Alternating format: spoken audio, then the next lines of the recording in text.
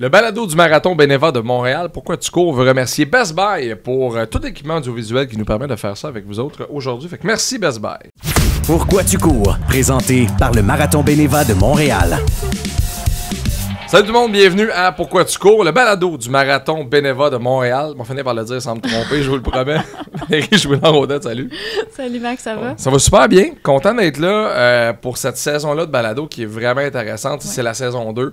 On a parlé à plein de gens inspirants. Ça va être la même chose cette année. Content que tu sois là aussi pour nous partager ta vision de l'intérieur de ce monde-là qui est la course, qui est les sports d'endurance, vélo. Mais toi, le basic, ça va bien?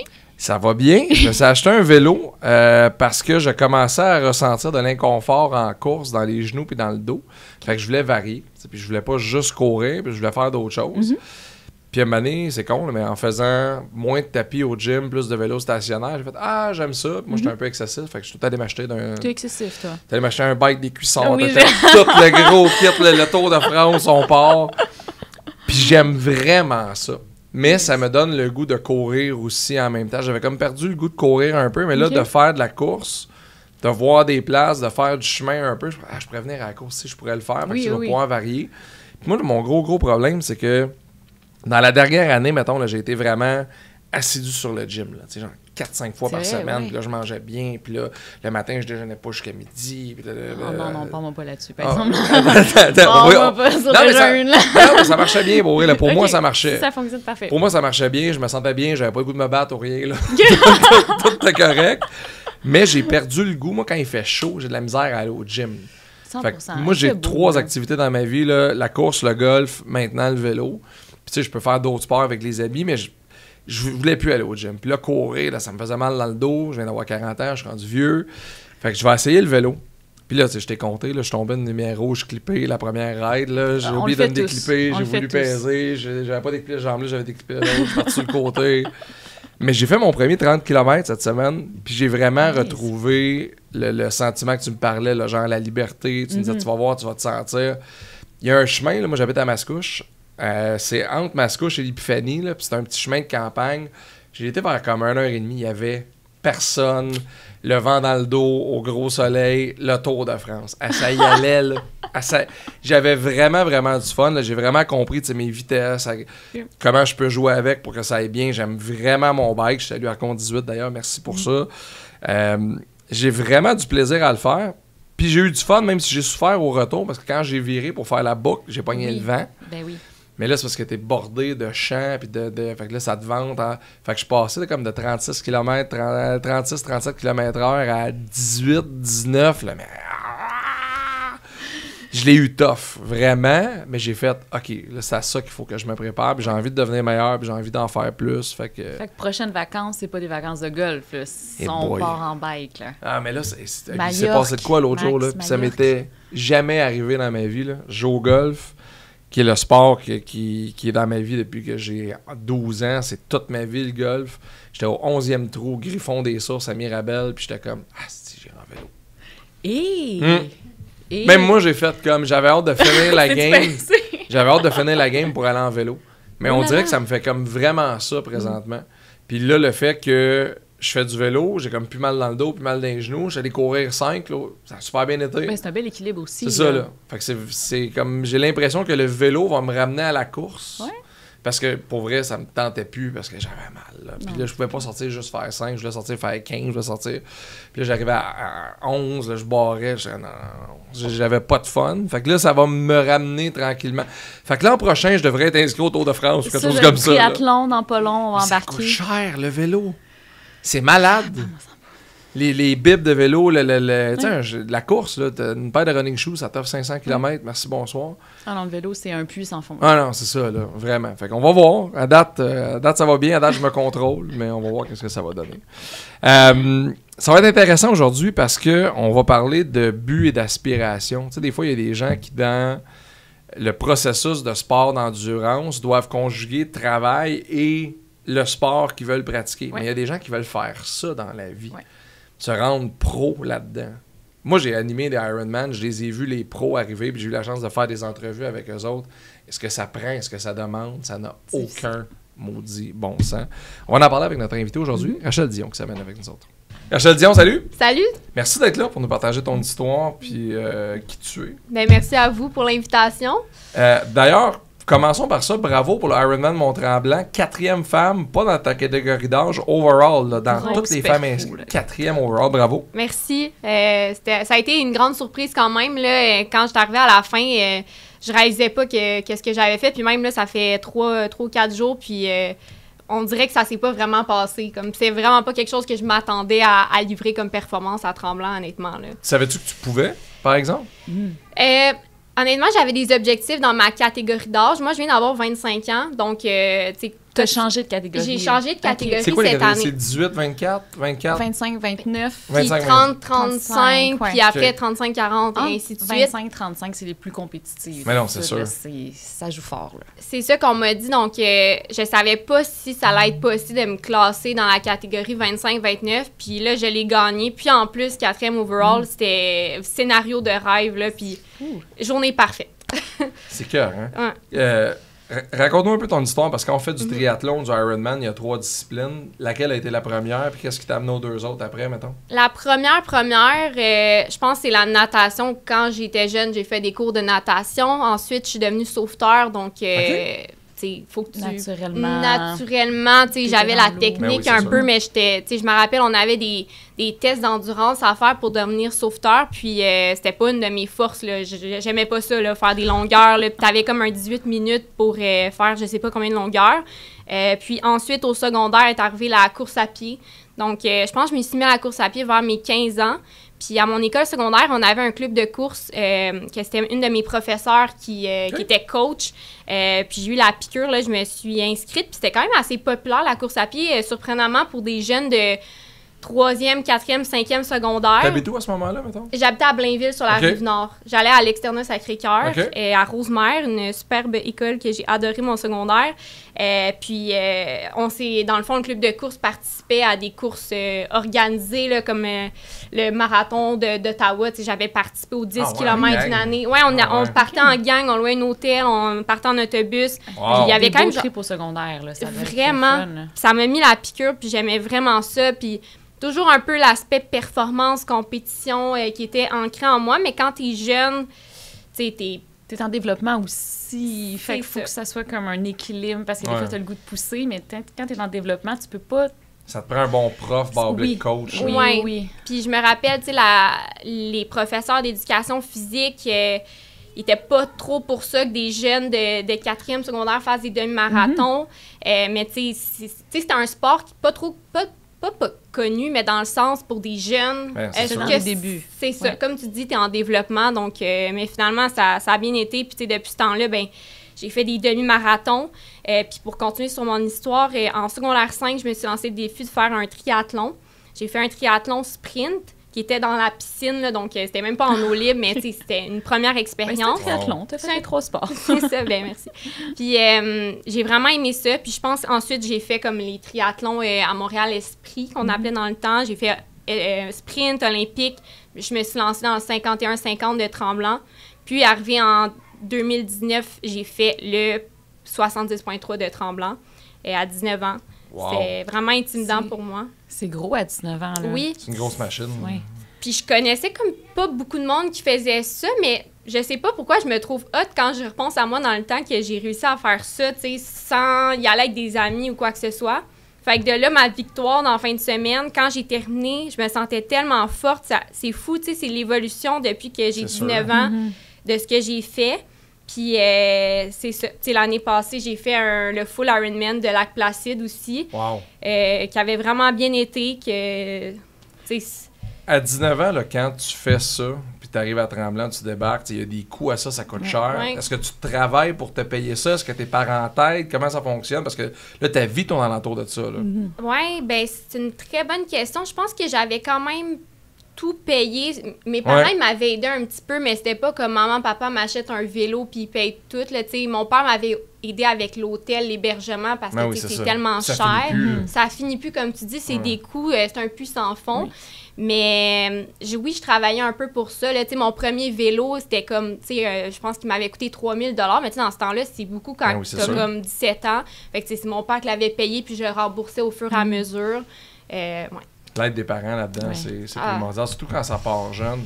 Vraiment. Non, j'ai été chanceuse d'être supportée. Puis, mon premier triathlon sprint, je l'ai fait avec le vélo de ma mère qui était... j'étais même pas clippée, là. Je regarde des photos de moi. Je me trouve cute, là. Je comprenais pas comment changer les vitesses. Je me faisais dépasser par tout le monde. Mais, je l'ai fait. Puis, moi, le vélo, c'est venu un peu plus sur le tard que j'étais plus une nageuse et une coureuse. Ouais. Le vélo, c'est quelque chose que tu développes en plus que t'en fais. Puis en t'entraînant avec du monde qui sont meilleurs. Donc, Puis est-ce que tes parents ont décidé de t'aider à payer ça parce qu'ils voyaient que c'était en train de t'assagir un petit peu? Oui. Après mon premier... Parle-nous de ta jeunesse. Je pense que mes parents... ils voulaient m'aider financièrement dans tout ça, mais moi, je voulais le faire, donc ça allait pas être une question d'argent. Je travaillais pour ça. Mais ça t'a aidé à focusser, par exemple. Oui, c'est sûr, parce qu'on va pas se le cacher, le triathlon, c'est un sport qui coûte beaucoup d'argent versus la course à pied, que tu as juste besoin d'une paire de filets de course, c'est tout.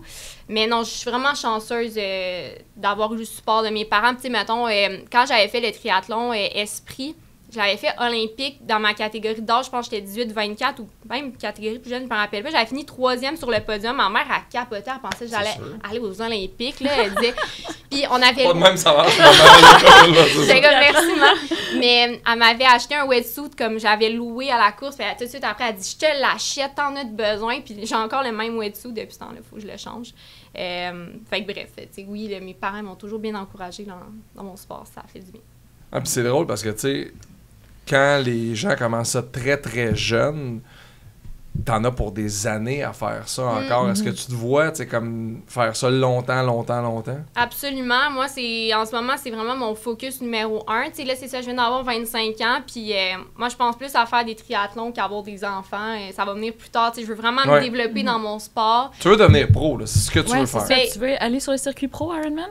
J'en ai parlé, là, c'est ça, c'est tout récent, mais j'ai un coach, puis lui, il m'avait dit, tu sais, si tu veux aller pro, ben, tu sais, il m'encourage dans tout ça, là, mais ça sert à rien d'aller pro puis de terminer 10e pro. Il dit, t'es mieux rester dans ton age group puis de gagner tes age group que d'aller pro puis de finir 10e, parce que je le sais que je vais jamais me rendre à, tu sais, une Lucy Charles ou quoi que ce soit, mais on sait jamais, là, tu sais, je veux dire... tu sais, j'en suis une, elle s'appelle Paula Finlay, c'est une Canadienne qui est super bonne. Elle a 35 ans, tu sais, donc tu sais pas c'est où que tu peux aller. Puis d'année après année, surtout depuis que j'ai fait le full Ironman, bien, que je m'entraîne pour ça, mes performances ont vraiment augmenté, donc je sais juste pas c'est où mon potentiel. Tu es encore en début de développement pour du Ironman, pour des longues distances. Et souvent, on voit les gens qui performent autour de 30, 35, 40.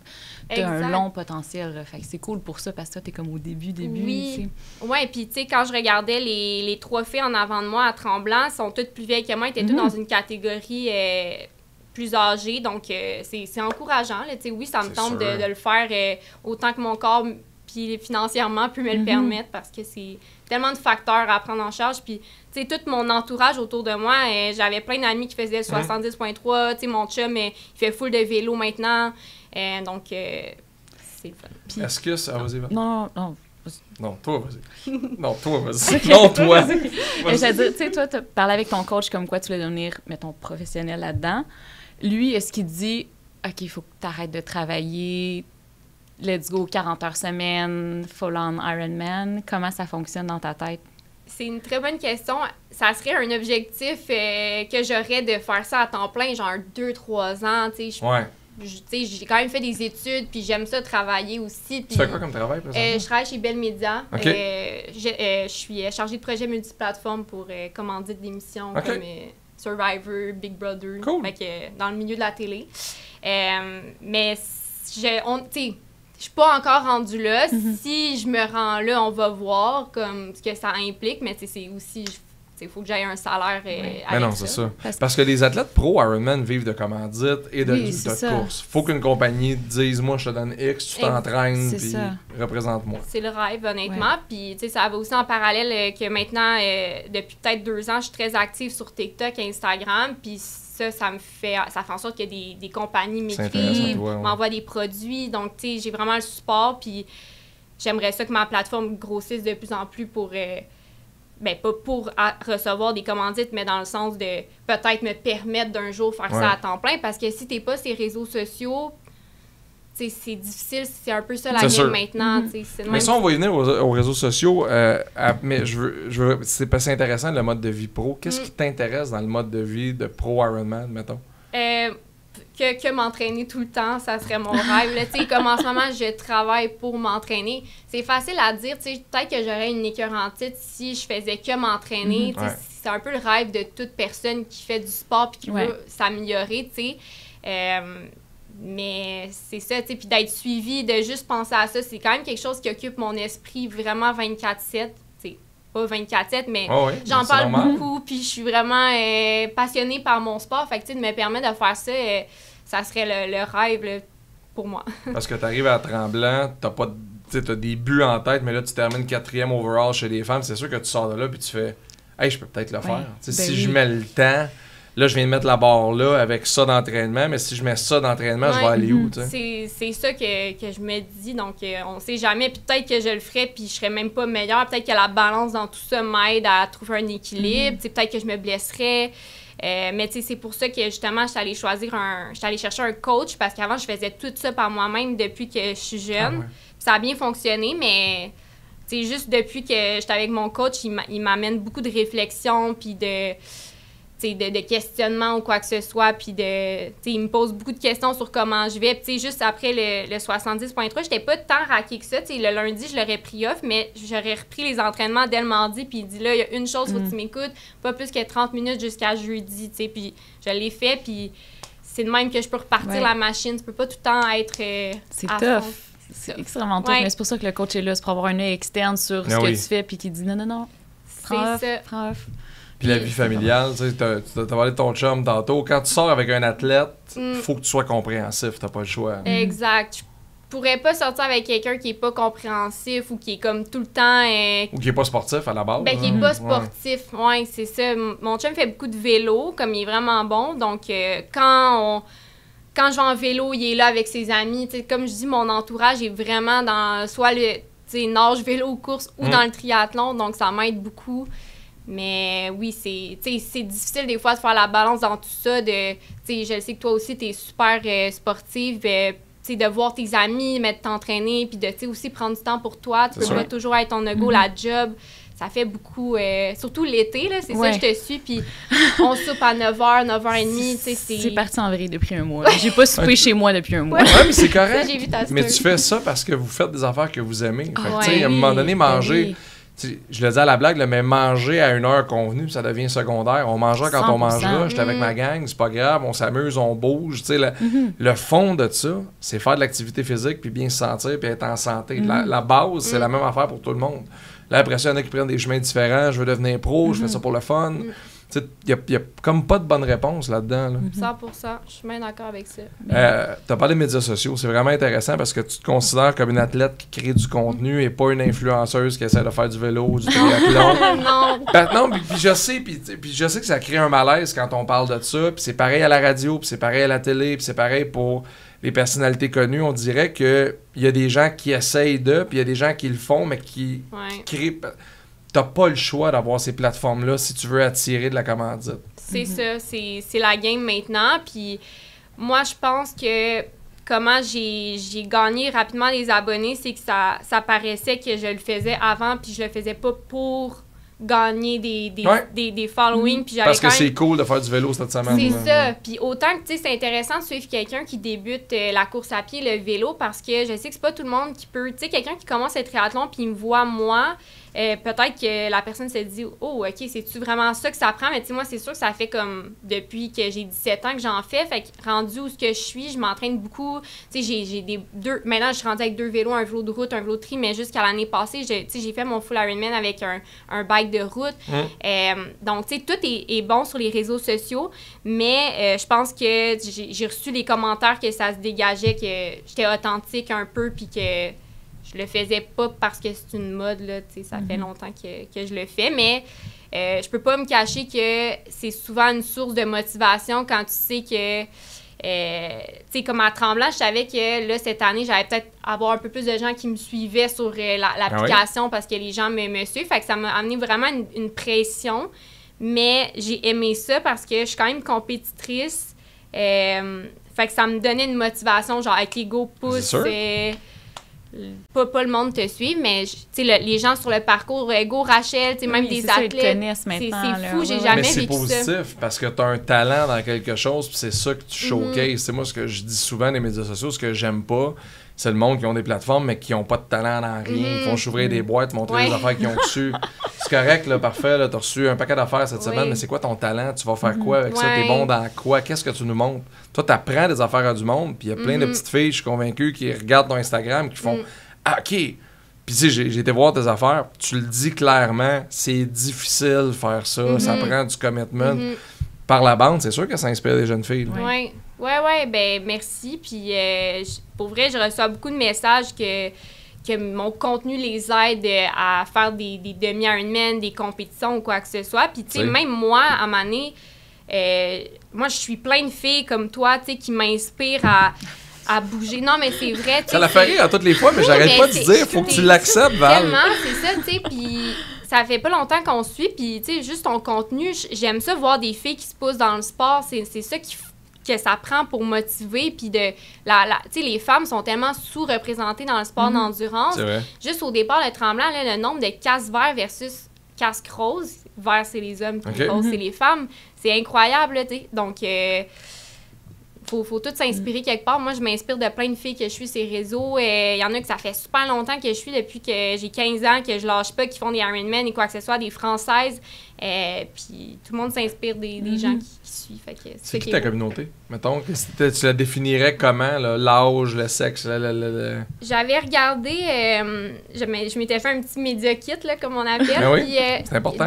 Je pense que c'est comme de 18 à 30 ans qui est là ma plus grosse... puis c'est plus des femmes, ça, c'est sûr. Fait que, tu sais, des coureuses et triathlètes, tu sais, beaucoup plus au Québec. Tu sais, des fois, tu te dis, est-ce qu'à un moment donné, je switch puis je commence à faire des stories en texte en anglais, mais c'est tout le temps comme... C'est bizarre faire... Tu peux pas faire français-anglais, où tu le fais un peu. Ouais. Mais là, tu sais, je suis assez petite en ce moment, fait que je me concentre plus sur parler en français. Mais, tu sais, pour pas cacher que ma victoire, j'ai pas gagné, mais ma performance à Tremblant m'a amené beaucoup d'abonnés. C'est sûr. Ben oui. Fait que, puis tu sais, des fois, je clique, je suis curieuse, donc je vois des athlètes, tu sais, partout dans le monde un peu. C'est qui elle? Ouais, c'est ça. C'est ça, puis peut-être un jour, je vais faire le switch, mais en ce moment, je me concentre plus sur les Québécoises, Canada. Ben oui, puis c'est un super beau marché aussi, tu sais. Vraiment. Puis il y a plein de monde qui suivent, qui consomment ça, puis c'est drôle, j'en parlais avec Valérie, on se parlait de l'entrevue, puis je disais... La difficulté de créer du contenu, tu sais, tout le monde peut faire du contenu, tout le monde a un téléphone, des caméras d'iPhone, c'est bon. Mais je disais à Val, tu sais, mettons, quand toi tu fais des photos ou tu veux faire une vidéo en vélo, il faut que tu ailles mettre ton iPhone à côté de sa clôture. Des fois, puis faut que tu c'est pas... Ton contenu est vraiment bien fait, comment tu fonctionnes, qui t'aide, qui prend les photos, parce que c'est de la job, là. Oui, ben oui, c'est de la job. Qu'est-ce qui est le fun avec faire de la création de contenu quand tu t'entraînes déjà, c'est que moi, je suis pas comme, hey, je vais aller courir pour me filmer. C'est que je vais courir, puis en même temps, on va prendre des photos. Ouais. Fait que c'est facile de créer du contenu, mais souvent, c'est quand je vais, par exemple, à faire du vélo avec mon chum. Là, maintenant, il sait comment bien me filmer. Des fois, je monte des vidéos, je suis comme, c'est comme ça, je veux que tu me filmes. Vous êtes toutes pareilles. Là, je suis comme, non, c'est pas comme ça. Puis là, des fois, je dis, peux-tu me prendre en photo ici? Il dit, non, c'est laid. Moi, je suis comme, non, c'est pas laid. Là, finalement, des fois, il a raison, mais... Tu sais, c'est juste de montrer ce qu'on veut faire. Puis, c'est ça. Des fois, je suis fatigante. Quand je vais courir avec mes amis, tu sais, je me sens mal. Mais, peux-tu me prendre en photo? Mais ils le savent, ils rient. Puis, tous mes amis, ils m'encouragent vraiment là-dedans. Donc, ils savent aussi que c'est ça que je fais. Fait que... Oui, parce que ça fonctionne, littéralement. Tu sais, puis c'est petit à petit, tu vas te bâtir une communauté à un moment donné où... Il va y avoir un genre de certains standards, puis là, tu pourras plus prendre une photo sur le coin de la table. C'est ça qui est fou de cette machine-là, c'est que maintenant, on dirait que tu rentres dans un genre de sable mouvant où là, quand t'as le pied dedans, là, le standard de mes photos, de mon contenu, c'est ça. Je peux plus aller en bas de ça. Fait que Val, il va falloir que tu t'engages une équipe de photographes. À l'aide. Mais c'est vrai, il y a une genre de pression m'amener à... Je m'entraîne, tu sais, je suis sûr que t'as ça en tête, tu fais 3 jours, j'ai rien posté. Oui, 100%. Oui, 100%. Puis... Tu sais, juste à Tremblant, là, j'en parlais avec des amis qui le faisaient. On a vu beaucoup de monde qui faisait genre des courts-métrages avec les caméras qui suivaient un peu partout. Puis là, t'es comme, OK, moi, c'est genre mes amis qui me filment en gueulant avec mon iPhone. Est-ce qu'à un moment donné, il faut... dire, cette année, il y avait plus d'équipes, il y avait plus de gens avec des vraies caméras, des équipes qui les suivaient dans leur parcours. Oui, c'est ça. Mais c'est rendu vraiment populaire aussi. Ben, maintenant, les mini-documentaires sur YouTube, on sort ma préparation. Okay. Oui, fait que j'en ai vu beaucoup. Puis, tu sais, mon vidéo que j'ai publiée, j'ai fait un reel pour dire, genre, j'étais arrivée 4e, avec la musique inspirante, mettons. Tu sais, je me disais, si ça avait été avec une caméra pro, est-ce que la vidéo aurait mieux pogné? Parce que c'est sûr, quand tu regardes, puis que la qualité est meilleure, c'est plus tape à l'œil ou quoi que ce soit, mais tu sais jamais. Fait que t'es rendu là dans ton processus de création, de dire, faut-tu que je step up ma game, justement, parce que là... Je sais pas si je suis rendue là, mais j'y pense, parce que, tu sais, on dirait que je me sentirais comme pas bien qu'il y ait un caméraman qui me filme, genre... 24/7? Oh, ben, pas... Non, mais à ton réveil du lit. Qu'est-ce que tu manges le matin? C'est mon équipe, genre, là, ben, tu sais... Parce que ceux qui le font présentement... C'est un terrain glissant, là, mais ceux qui le font présentement, je sais que ça suscite des réactions parce que c'est pas nécessairement des gens qui ont les skills pour faire ça. Puis ça aussi, on s'en est parlé. C'est que là, tu es engagé par un brand, puis là, on te donne un dossard pour un événement, tu arrives avec 3 caméras, puis tout le monde fait « OK, mais ça fait 10 minutes que tu cours. » C'est ça. Aussi, c'est vraiment un terrain glissant, là, puis, tu sais... C'est ça, donc il y a des compagnies qui prennent des mauvaises décisions que je comprends pas trop. Tu sais, exemple, d'envoyer quelqu'un à Boston qui a jamais fait de marathon, c'est comme, pourquoi, tu sais? Le but de faire le marathon de Boston, c'est de se classer, puis même que... Il y a quoi de noble d'en faire Boston? Ouais, c'est ça. Puis... Ouais, c'est vraiment ça. Non, puis c'est correct. Puis tu sais, puis sans nommer la personne, puis l'incident isolé, on comprend que... Si tu as 1000 personnes qui s'entraînent pendant 5 ans pour faire Boston, qui se qualifient, puis que là, tu as la famille qui t'a suivi, puis tu as mis ton travail sur le haut, puis il a fallu que tu dises à ta blonde 5 fois par semaine, faut que j'aille courir, faut que j'aille courir. Puis le moment tu vois quelqu'un arriver qui se fait donner, tu fais comme, mais pourquoi? Puis je pense qu'on n'évalue pas ça à travers la communauté de coureurs, le chemin de croix que ça prend pour se rendre dans ces événements-là. Puis le marathon de Boston, je sais pas si vous le suivez, mais c'est tout le temps comme... sur capacité. Donc, même si tu fais ton temps, exemple, les 3h30 pour les filles, tu dois faire 7 minutes en bas de ça. Donc, il y a plein de monde qui se font refuser. Tu sais, le marathon, il n'y a pas besoin d'avoir du marketing autour. Non, là. Non, il est correct. Donc, il est correct, puis faites-en pas trop de publicité, si qu'on veut y aller, tu sais. Mais c'est ça. Donc, c'est sûr que ça peut être frustrant. Tu sais, j'ai une amie, des fois, tu manques 15 secondes là, du cut-off time, puis tu vois quelqu'un qui n'a pas fait, puis qui se fait aller, puis pour vrai, à la place de la personne, je comprends que tu peux accepter parce que c'est une opportunité, peut-être qu'elle va jamais revivre, mais c'est vraiment du côté de la compagnie qui était Adidas, qui est une grosse compagnie. J'ai trouvé ça un peu un manque de tact, un peu pour la communauté de course qui veulent, tu sais, dans le sens Adidas représente les coureurs, mais en même temps, en faisant ce move-là de marketing que je ne comprends pas, tu vas à l'encontre de toutes les valeurs que tu veux projeter comme marque. Fait que c'est sûr que c'est pas facile, mais là, moi, c'est ça, je me suis qualifiée là, techniquement pour Boston, donc ça devrait... Tu vas tellement aimer ça. Là. Est-ce que tu l'as fait? J'ai été là 2 années comme spectatrice seulement. Okay. C'est incroyable. Fait que je me dis, c'est sûr, le courir, ça doit être encore plus incroyable. C'est fou, là. Oui, j'ai vraiment hâte. Tu t'es qualifiée où pour Boston? Une fois au marathon Bénévent de Montréal, puis récemment au marathon d'Ottawa, j'ai réussi à diminuer mon temps, donc... je devrais être correcte, là. Puis en plus, ils ont descendu les standards. Ben en fait, ils ont augmenté les standards. Avant, une fille de mon âge, c'était à 3h30 que tu devais faire. Maintenant, c'est rendu 3h25. Puis j'ai fait 3h14. Donc, j'ai au moins 10 minutes. Donc, je devrais vraiment être correcte, mais tu sais jamais. Ouais. Quand je vais voir, vous avez été accepté. Oui. Tu sais, je vais pas crier. OK, parce que c'est conditionnel aux autres résultats, mettons.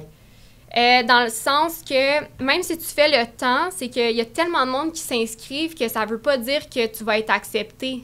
C'est en fonction des gens qui s'inscrivent. Fait que, on va dire qu'il y a 50 000 filles de mon âge qui font 3h14, ben peut-être qu'ils vont devoir descendre le standard à 3h12. Sélectionner les 3000 qui vont pouvoir le faire. C'est ça, là, tu sais. Donc... c'est fou comment c'est un sport de secondes, puis de... Totalement. Fait que, tu sais, quand on dit qu'il y a des gens qui s'entraînent depuis des années pour ça...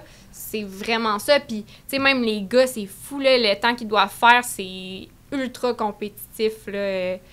Ben, les femmes aussi, c'est super compétitif, je veux dire. Mais bon. Mais c'est fou parce que, tu sais, tout ça, là, on parle de la création de contenu, la pression que ça met, la base de tout ça, c'est s'entraîner, tu sais. Fait que là, c'est s'entraîner, mais là, il faut que tu rajoutes à tout ça, il faut que le monde me voie, faut que j'ai... Tu sais, si tu peux te rendre un moment donné à avoir accès à ça, à être pro, puis d'en faire que ça, tu l'auras pas volé parce que tout ce qui s'est fait avant, c'est ça qu'il faut prendre en considération aussi. Là. Moi, je suis d'accord. C'est vrai que c'est un work in progress. Donc, te prépares-tu mentalement au moment où ça pourrait arriver où tu fais, ben là, je quitte ma job, puis là, je m'en vais m'entraîner 7 sur 7? Hey, j'y pense, mais je suis pas à veille de me rendre là. Comme je dis, c'est vraiment... l'argent qui monte, là, c'est pas la volonté. Ah non, c'est sûr. C'est ça, là, tu sais, je suis en... Puis tu sais, aussi, des fois, t'es comme, bon, là, je commence ma carrière, là, je prendrais une pause, là, je reviens, tu sais, c'est aussi pour, tu sais, ma carrière professionnelle, pas d'athlète, là, mais vraiment de Rachel Dion qui travaille. Est-ce que ça va me pénaliser? Mais je me dis... faut que je le fasse. Ben oui. Tu sais, moi, quand j'étais jeune, mon rêve, c'était... Je savais que j'allais jamais y arriver, mais tu sais, de faire les Olympiques, là, moi, les Olympiens, les Olympiques, ça m'a toujours... Ça, à chaque fois, là, ça m'impressionne de juste voir un athlète, même si c'est pas lui qui gagne, je trouve ça beau, je trouve ça inspirant. La communauté de sport, que ça soit le hockey, le golf, peu importe, c'est beau des athlètes, c'est vraiment... tu sais, on dirait qu'on veut tout un peu appartenir à ça, là. Donc, c'est vrai que tu as dit le golf parce que je vais regarder sur les médias sociaux, on en a parlé un peu, là, mais avez-vous l'impression que justement, on parlait des influenceurs, sport, santé, que là, c'est la mode, là, que là, c'est l'affaire cool, là, genre la course, puis le vélo, puis de dire à tout le monde, puis que... Parce que le golf, là, on vécu un peu, puis tu sais, long story short, il y a une fille aux États-Unis qui s'appelle Paige Spiranak, qui est une super belle fille, mais qui a joué au golf collégial, division 1, une excellente golfeuse, qui était pro un peu, mais qui était pas assez bonne pour gagner sa vie avec ça. Puis elle est tellement belle, la fille, que maintenant, elle fait de garde. Pas conne à temps plein. Elle est rendue à 4 millions de followers sur Instagram. Wow. Elle fait plus d'argent que n'importe quelle fille sur la LPGA. Elle est pro en ce moment? Non, elle n'est pas pro. Elle ne fait que du contenu golf. OK, mais... Elle a une chaîne YouTube d'elle en petit top qui joue au golf. Mais elle est très bonne au golf. Elle n'est pas pro. Mais demain matin, tu la mets dans un tournoi, elle va finir dernière. Probablement. Puis là, sur le LPGA, toutes les filles font, moi, je fais 100 000 par année, 150 000 par année. Elle a fait des millions. Ça cause la frustration. Ça cause la frustration. Mais l'affaire là-dedans, c'est que ça fait des petits. Puis là, on le voit au Québec. Oui. On voit qu'au Québec, présentement, il y a des filles qui font, ah ben moi, je peux me rendre à 30 000, 40 000, 50 000 abonnés qui sont pas des pros, qui compétitionnent pas, qui vont juste jouer au golf en mini-jupe ou peu importe. Puis ça génère de l'attention, mais c'est pas nécessaire. Est-ce que ça se vit un peu dans la course à pied puis présentement, ça? Oui. Oui, là, tu sais, honnêtement, des fois, je sais pas pour toi, tu sais, je vois des filles qui pognent, puis pas que ça...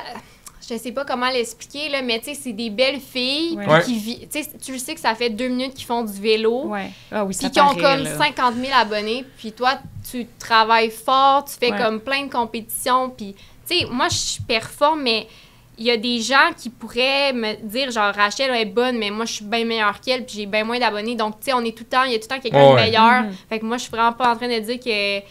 Mais c'est juste que ça fait partie de la game que, tu sais, je prends des photos, j'essaie d'être cute, tu sais, c'est ça qu'il faut, malheureusement. Ben, malheureusement. Mais c'est comme ça partout. C'est la game. Tu sais, puis on a beau essayer de se mettre la tête dans le sable, c'est comme ça. Partout. T'aurais pas 10 000 abonnés, t'es une super belle fille, t'aurais pas 10 000 abonnés, même si t'étais la meilleure triathlète au Québec. Oui, c'est ça. Fait qu'il faut mettre un peu ça de l'avant.